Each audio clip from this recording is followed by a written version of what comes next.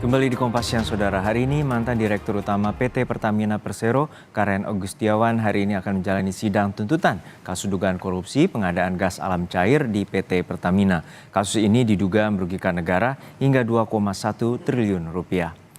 Jaksa hari ini membacakan tuntutan terhadap mantan Dirut Pertamina, Karen Agustiawan. Berdasarkan surat dakwaan jaksa, tindakan melawan hukum dilakukan Karen dengan melakukan kontrak perjanjian dengan perusahaan Corpus Christi Liquefaction atau LLC.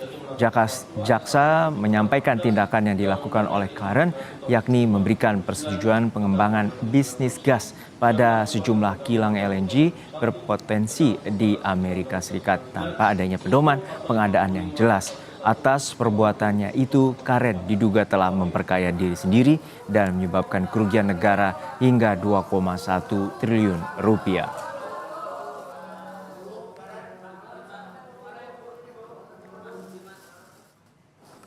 Dalam sidang sebelumnya, 16 Mei 2024, Wakil Presiden ke-10 dan ke-12 Republik Indonesia, Yusuf Kala datang sebagai saksi meringankan.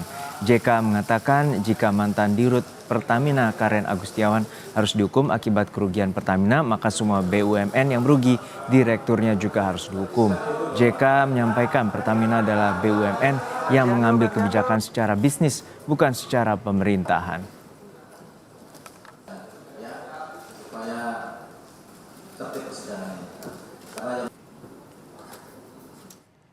Informasi selengkapnya sudah ada jurnalis Kompas TV Dian Silitonga di Pengadilan Tipikor Jakarta. Dian, hingga saat ini jalannya sidang tuntutan telah berlangsung. Lalu seperti apa poin-poin tuntutan dari jaksa terhadap terdakwa Karen Agustiawan?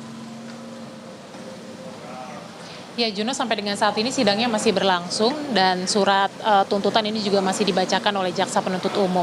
Tadi beberapa poin dari surat tuntutan yang dibacakan oleh JPU diantaranya adalah menyebutkan bahwa Dirut Pertamina periode 2009-2014 Karen Agustiawan ini didakwa melanggar hukum atau didakwa melakukan tindak pidana korupsi dengan atau melalui proses kerjasama atau perjanjian bisnis yang dilakukan berupa pengadaan LNG atau gas alam cair.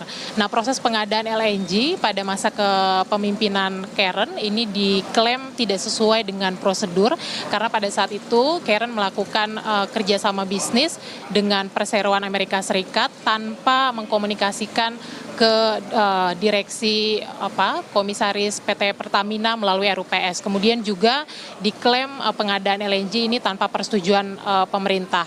Nah, dalam proses berjalan ini kemudian juga diketahui bahwa gas alam cair kemudian sama sekali tidak dinikmati oleh masyarakat karena tidak bisa atau tidak berhasil diserap oleh pasar domestik sehingga terjadi oversupply dan kemudian juga akhirnya Pertamina harus atau terpaksa menjual rugi ke pasar internasional. Kemudian juga Karen didakwa meraup atau mengambil keuntungan pribadi dari proses pengadaan LNG yang nilainya mencapai miliaran rupiah dan kemudian juga menguntungkan perseroan Amerika Serikat pemasok LNG ini senilai triliunan rupiah sehingga memang total kerugian negara yang dihitung kalau dikonversi ini mencapai tadi hampir 2 triliun rupiah. Nah, tapi dalam proses persidangan sebelumnya atau dalam tahap persidangan sebelumnya khususnya pada proses eksepsi ini tentu saja terdakwa Karen Agustiawan membantah seluruh dakwaan jaksa penuntut umum dengan menyebutkan bahwa proses pengadaan LNG pada tahun 2011 hingga 2014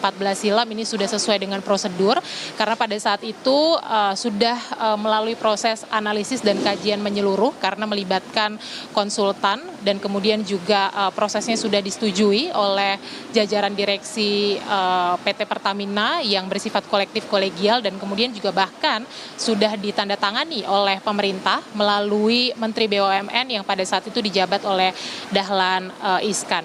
Nah, tentu kita akan ikuti bersama jalannya sidang pembacaan tuntutan, Juno, karena masih berlangsung sampai dengan saat ini apa nanti yang akan dituntut oleh jaksa penuntut umum terhadap terdakwa. Kalau kita melihat pasal yang dikenakan oleh JPU ini ancaman hukumannya adalah minimal 4 tahun pidana penjara dan maksimal 20 tahun pidana penjara. Mana nanti hukuman yang akan kemudian dituntut oleh jaksa penuntut umum terhadap Karen.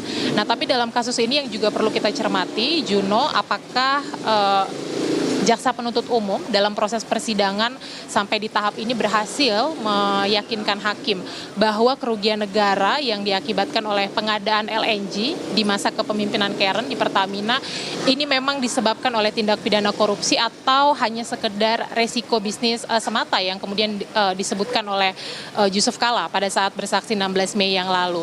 Nah, kalau memang kerugian negara senilai hampir 2 triliun rupiah ini memang ada unsur tindak pidana, tentu harus dibuktikan unsur-unsur penyertanya, misalnya adanya penyelewengan moral, kemudian juga adanya intensi suap dan gratifikasi, konflik kepentingan, penyalahgunaan SOP dan lain sebagainya. Kita akan cermati bersama sekali lagi proses atau sidang tuntutan yang saat ini masih dibacakan dan nanti seperti apa keyakinan hakim terkait dengan kasus ini. Juno.